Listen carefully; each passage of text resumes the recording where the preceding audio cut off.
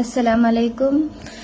मुंहिंजो नालो कलसूम गुल पोटरी आहे। मां सिटी हॉस्पिटल वई हुयमि डिलीवरी जे लाइ पंहिंजी भेण खे वठी करे, सिस्टर खे। ऐं हुते मुंहिंजी भेण जो ऑपरेशन थियो।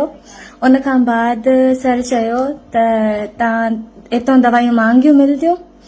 मुंहिंजो सिटी अस्पताल में गार्डन आहे पुठियां, त क्वार्टर आहे। उन्हनि चयो उतां दवा खणी वञो।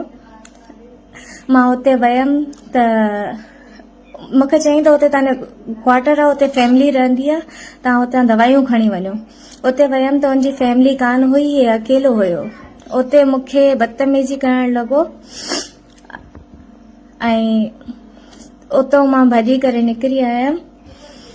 ऐं उन खां बाद मां डॉक्टर खे चयमि, स्टाफ खे ॿुधायो, कंहिं बि मुंहिंजी मदद न कई, कंहिं बि मुंहिंजी हेल्प न कई। उन खां बाद में बि असां 2 ॾींहं हॉस्पिटल में हुआसीं।